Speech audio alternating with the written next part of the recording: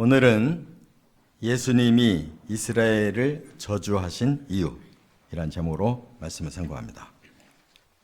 오늘 본문을 우리가 앞에서 읽었는데 세 토막의 내용을 지금 함께 읽은 겁니다. 월요일 날 예수님께서 일찍 베다니에서 출발해서 예루살렘으로 들어오셨어요. 그런데 이 베다니에서 예루살렘은 약 2km 정도가 됩니다.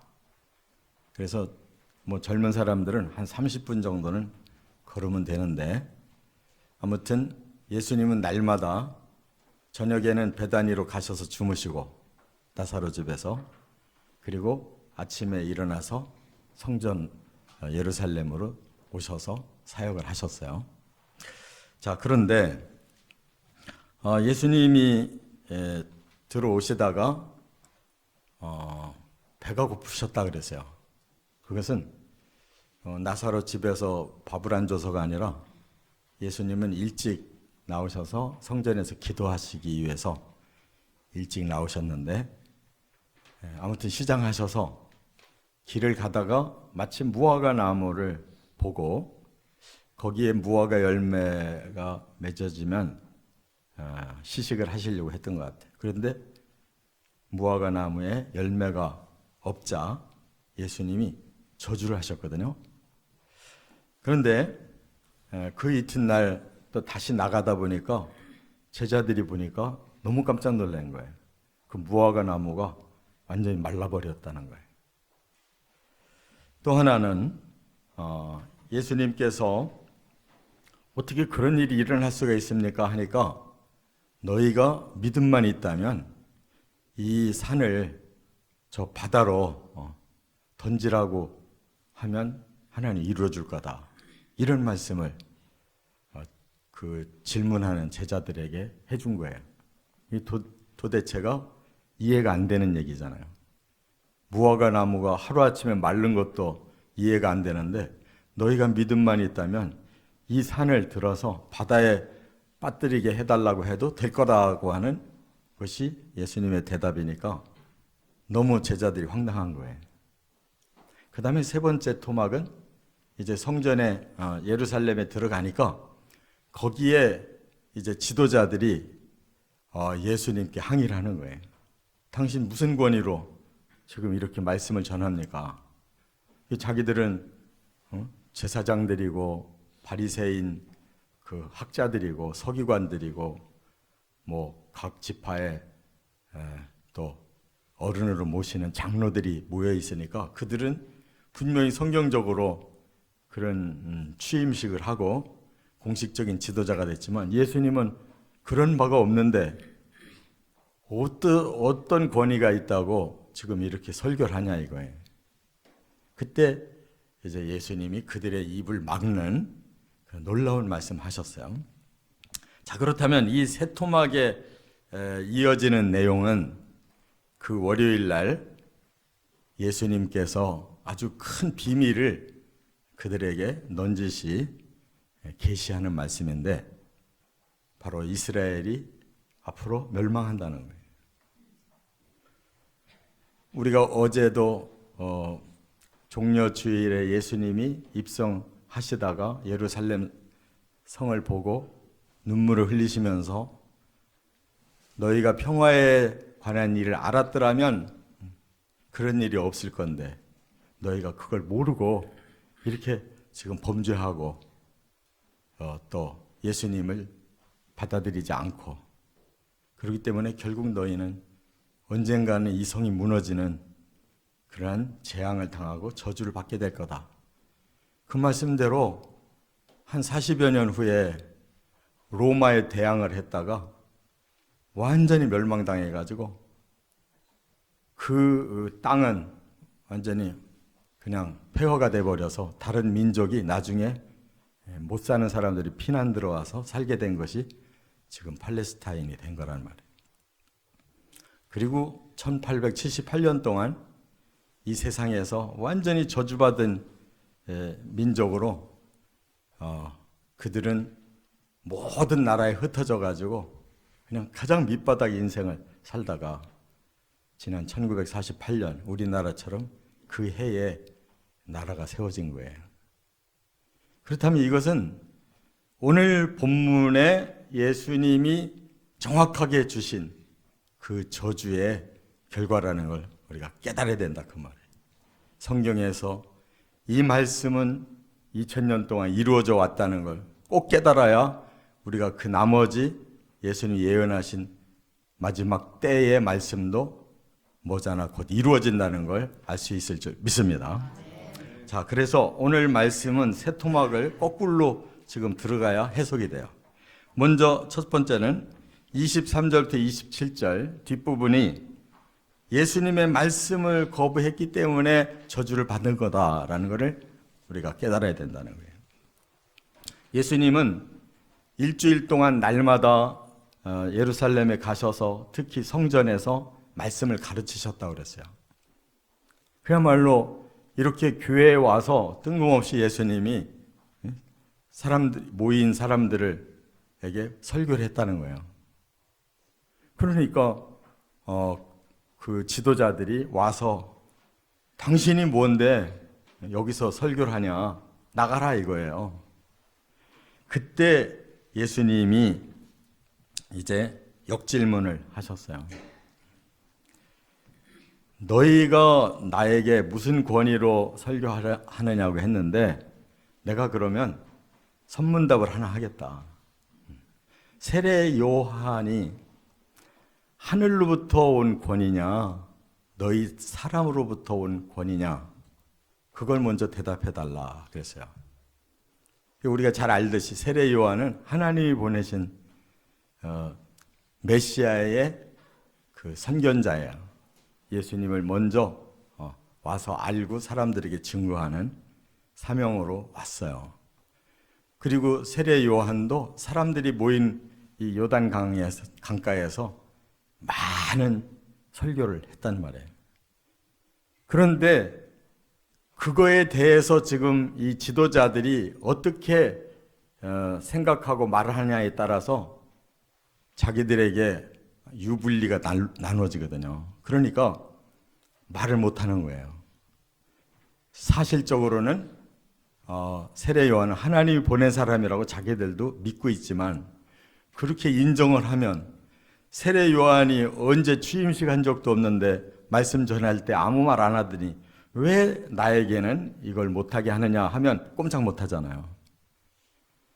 그리고 또 한편 그가 사람이 준 권위가 있다라고 말한다면 너희는 언제 그런 취임식 한 적이 없었는데 그게 무슨 소리냐 하면 할 말이 없는 거예요.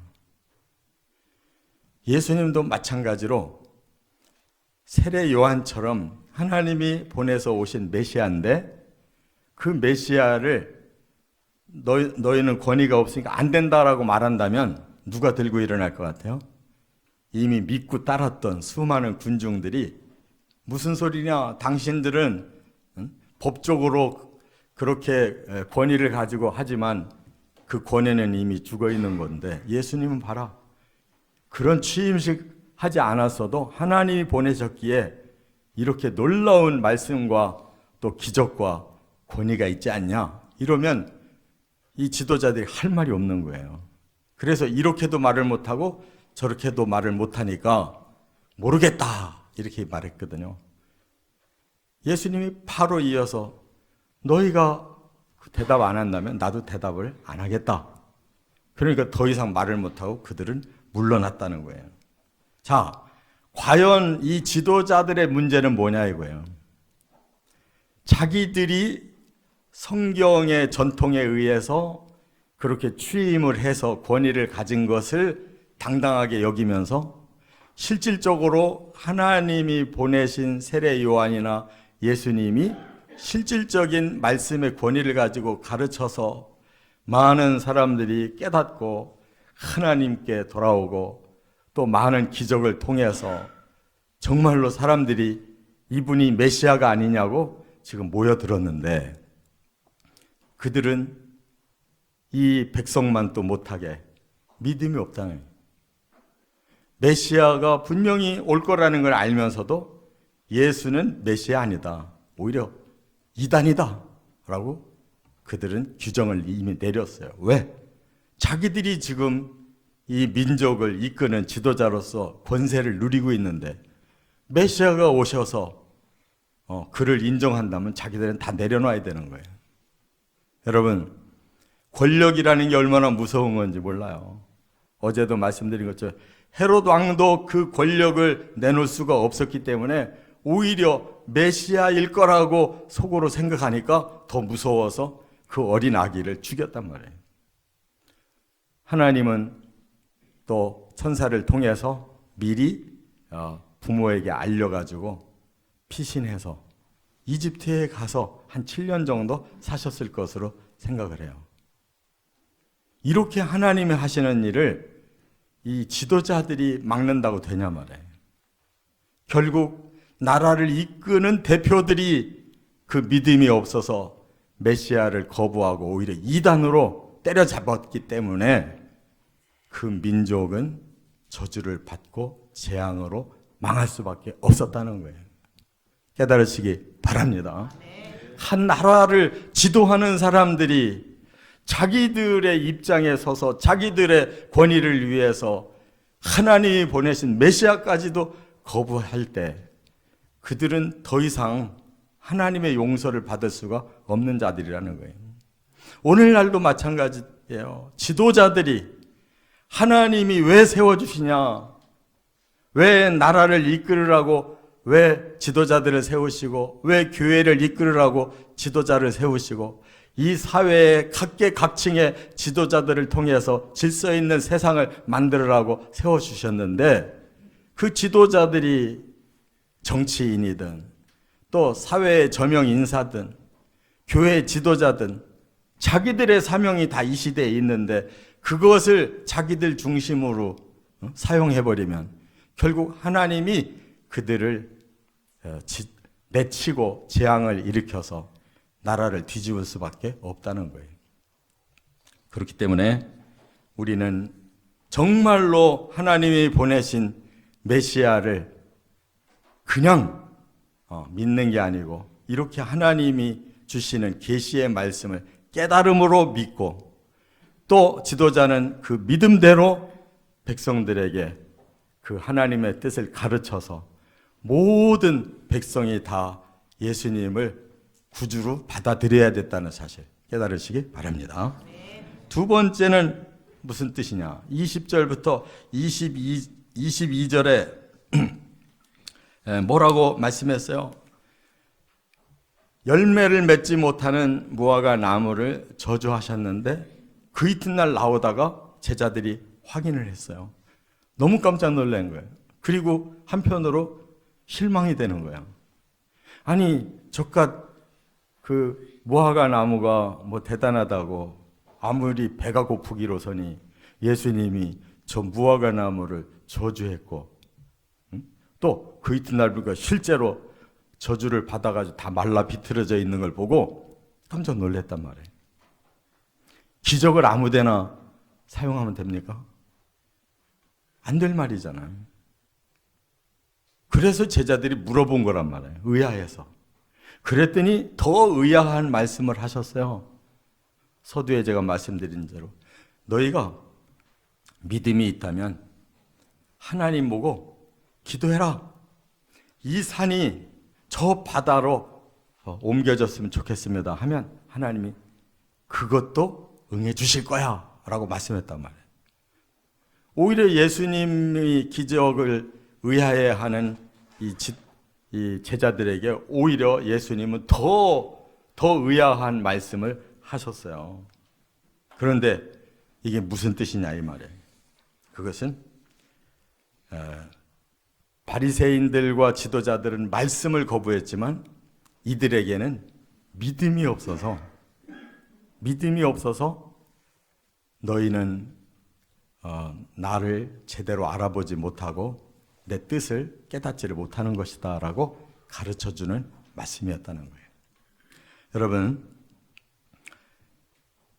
믿음이라는 것은 그냥 무작정 믿는 게 아닙니다. 하나님의 뜻을 그대로 받아들이는 게 믿음이에요. 그러면 왜 예수님이 무화과 나무를 저주했느냐? 그게 무슨 하나님 뜻이냐? 예수님 배고프다고 기적 일으킨 거 아니냐? 아닙니다. 예수님은 뜻을 가지고 무화과 나무의 열매를 주제로 해서 그걸 열매가 없음에 대하여 믿음이 없는 자에게는 이런 저주가 임하는 것이다라는 걸 가르쳐 주려고 하신 거예요. 왜냐? 호세아 9장 10절에 보면 너희 이스라엘은 포도였고 포도나무였고 무화과 나무였다. 하나님이 그렇게 좋은 포도나무를 심고 좋은 무화과 나무를 심어줬다. 그러면 왜 심었겠느냐? 그들이 아름다운 열매, 가나안 땅에서 제일 좋은 포도, 제일 좋은 무화과를 맺으라 하고 하나님이 이스라엘 줬다는 말씀을 하고 있어요. 그런데 요엘서 1장 17절에 보면 그 결과는 뭐였느냐? 정반대로 너희들에게 준 그 토지에서 열매를 맺지 못했기 때문에 이 토지는 쓸모가 없어서 하나님이 재앙을 내리시는 것이다 라고 설명하고 있단 말이에요. 그렇기 때문에 예수님은 구약 성경을 훤히 알고 그래서 악한 자를 심판하기 위해 오신 예수님은 선민을 심판하려고 오신 게 아닌데도 불구하고 선민들이 그 말씀에 대한 믿음이 더구나 제자들인데도 불구하고 믿음이 없기 때문에 이 무화과 나무를 예를 들어서 설명한 거예요. 사실 무화과 나무는 억울해요. 왜냐하면 무화과는 6월달에서 9월달까지 열매를 맺는 건데 지금 봄이란 말이에요. 3, 4월이에요. 무화과 나무 열매 없는 게 당연하잖아요. 그럼 예수님이 너무 억지를 부리는 거잖아요. 그래 놓고 무화과 나무를 저주하면 너무 억지가 되잖아요. 그러나 다른 힌트가 있어요. 무화과 나무의 특징은 뭐냐? 잎과 열매가 같이 맺어가는 거예요. 믿습니까? 못 믿거든 한번 사전 찾아봐. 다른 나무와 다르게 잎이 피면서 열매가 같이 맺는단 말이에요. 지금 예수님은 계절을 말하는 게 아니라 무화과 나무가 열매 맺는 원리를 가리키는 거예요. 예수님이 뭐를 보고 혹시 열매가 있는가 찾아봤다고 그랬어요? 우리가 읽어봤잖아요. 지금 제가 설명하고 있잖아요. 잎을 보고. 그러니까 아직 때가 안 됐으면 잎도 안 펴야 되는 거예요. 열매가 없을 거고 잎도 안 펴야 되는데 이 나무는 특이하게 잎이 펴 있다는 거예요. 그러니까 예수님이 열매가 있나 하고 봤다는 거예요. 예수님 잘못 본 것이 아니라 이 나무가 지금 특이하게 잎이 펴 있으니까 예수님이 열매를 봤는데 열매는 안 맺었으니까 이거는 쓸모없는 것이다. 겉만 화려하고 겉만 살아있는 것 같지 속은 헛거라는 거예요. 이스라엘의 모습이 그와 같다는 거예요. 잎이 폈으면 열매까지 맺어야지. 왜 겉만 살아있는 것 같고 속은 죽었냐 이거예요. 그래서 예수님께서 바로 그들에게 그렇게 대답한 거예요. 믿음이 있다면 하나님은 그 믿음대로 이루어 주신다. 어떻게? 산도 바다로 옮겨 주실 수 있어요. 그런 하나님이라면 너희가 나를 믿고 구원받기를 원한다면 하나님이 저 지옥에서 천국으로 옮겨 주시지 않겠느냐. 할렐루야.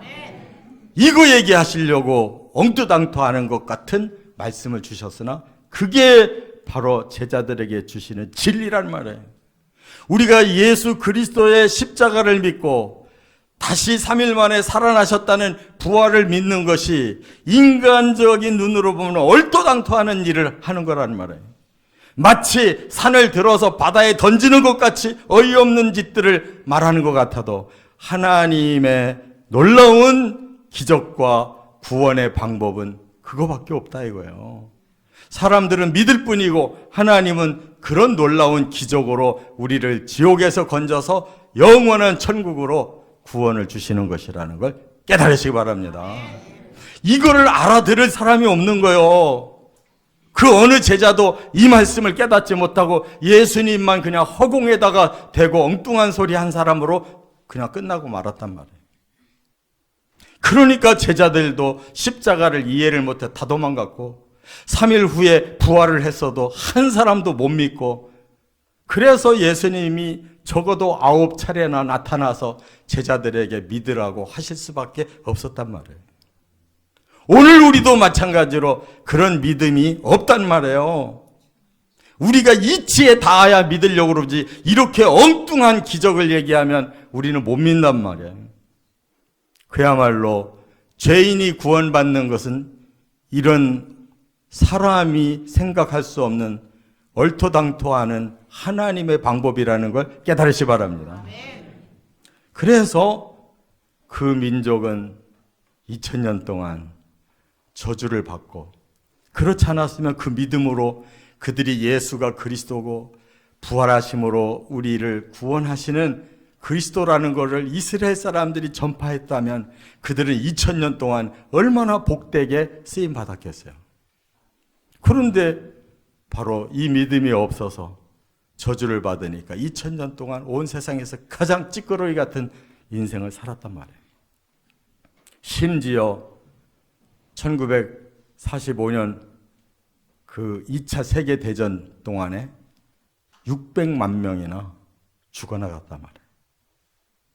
이 비밀을 모르기 때문에 세상 사람들은 유태인들의 600만 명의 희생이 너무나 고귀하다고 하는데, 하나님의 말씀은 그게 바로 그들의 불신에 대한 대가며 저주고 재앙이라는 것을 가르쳐주는 무서운 증거라는 것을 깨달으시기 바랍니다.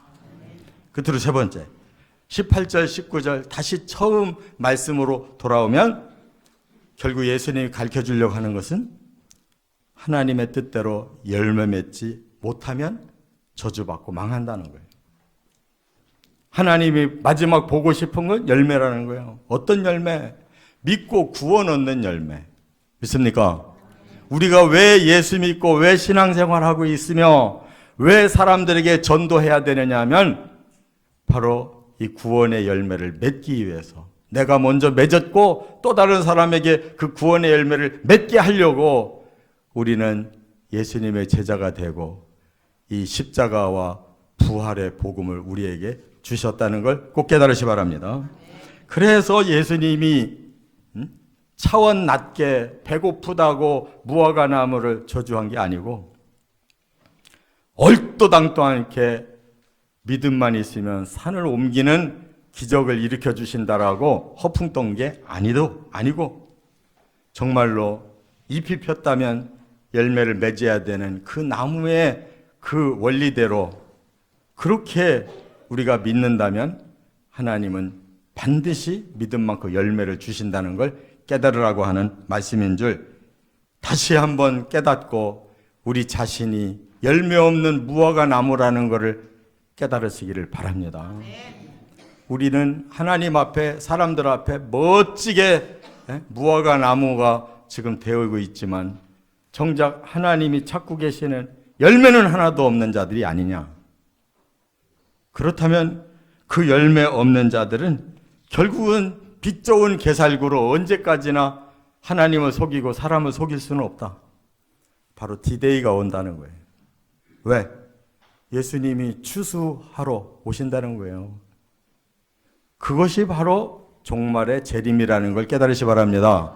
예수님이 오시는 목적은 두 가지가 있어요. 추수를 해서 열매 없는 자는 영원히 멸망을, 열매 가진 자들은 하나님의 천국 곳간으로 들이시겠다는 거예요. 이제 남은 것은 그거밖에 없어요. 이스라엘이 다시 하나님의 긍휼로 1948년에 자기 옛 땅으로 돌아오게 되고, 오늘날 이스라엘 사람들이 점점 눈에 띄게 뭔가를 일으키고 있는 것은 사인이라 이거예요.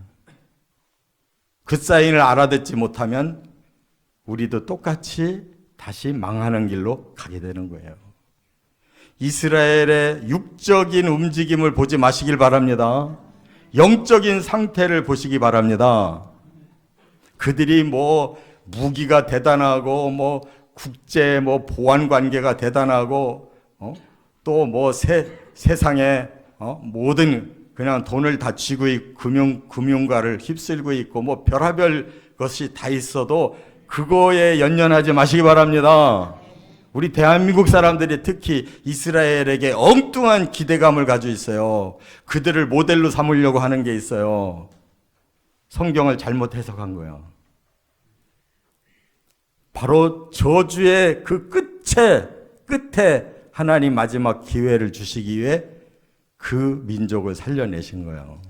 근데 그들은 여전히 영적인 이 하나님의 뜻은 내팽개쳤고 예수가 메시아라는 사실은 지금도 입 하나 뻥끗 못하게 만들었단 말이에요.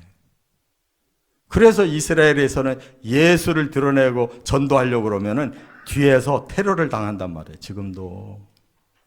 육적 이스라엘을 하나님이 살리려고 하는 게 아니라 그 속에 있는 영적 이스라엘을 살리려고 하시는 그 본뜻을 깨달으시기 바랍니다. 그렇기 때문에 2000년 동안 복음을 전해야 될 이스라엘이 쓰임을 받지 못하는 대신에 이방인들에게 복음을 하나님이 주셔가지고, 왜냐하면 복음이 끊어지면 안 되니까.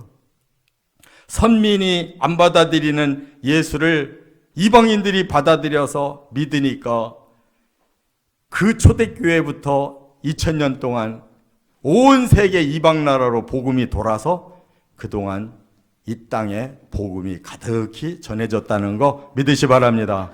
그래서 제가 오늘 기도한 것도 바로 대한민국, 이 민족이 마지막에 하나님도 역사하는 나라지만 사탄도 강하게 역사하는 나라예요. 이렇게 반쪽으로 나눠지고 서로 총불이 겨누는 나라가 지금 얼마나 있냐고. 이 세상에 얼마나 있어요. 대한민국밖에 없어요. 이 한민족밖에 없어요. 이 무서운 무기를 가지고 대처하는 나라는 지금 여기뿐이에요. 그런데 여기서 그들은 너무나 사탄짓하고 이 땅은 또 너무나 세속화된 기독교로 또 물들고 있단 말이에요. 여기서 정신 차려야 돼요. 여기도 정신 차리고 저기도 정신 차리고 영적인 하나님의 통일을 바라보고 통일시켜서 하실 일은 마지막 복음을 땅끝까지 전하는데 이 나라와 이 민족 쓰고 싶어 하신다는 걸 깨달으시 바랍니다. 뭐 경제대국이 문제가 아니에요. 문화가 문제가 아니고 지금 하나님이 다급한 건 종말의 사인이 이미 떨어졌는데 아직도 정신들을 못 차리고 살아있는 하나님의 말씀을 모르고 있단 말이에요. 지금도. 그렇기 때문에 예수님께서 마태복음 28장 끝부분에서 뭐라고 그랬어요? 너희는 가서 모든 민족을 제자로 삼아 세례를 베풀고 가르쳐 지키게 하라. 세상 끝날까지 너희와 항상 함께 있겠다라고 예수님 약속하셨어요. 그렇다면 우리나라가 예수님과 함께 하려면 이 사명 하나만 감당하면 되는 거예요. 땅끝까지 모든 나라와 민족에게 복음 전해서 그 중에 예수의 제자를 생산해 놔라 이거예요. 그러면 예수님 오셔서 추수하신다는 거예요. 쭉정이는 예수님 버리시겠다는 거예요. 오늘 말씀이 이해가 되셨습니까? 뜬금없는 말씀이 아니고 너무 중요한, 정말 세상의 최고의 복을 받아야 될 이스라엘이 가장 저주를 받은 이유가 무엇이며 그 대신 이방인에게 이 최대의 복이 2000년간 지금 임해서 세계 복음화가 여기까지 왔는데 마지막 주자가 남아있다는 거예요. 바로 이 진리를 깨닫는 자들이 살아나서 마지막 복음을 전하는 것이 우리가 되기를 원합니다. 이 축복이 있기를 주의 이름으로 축원합니다.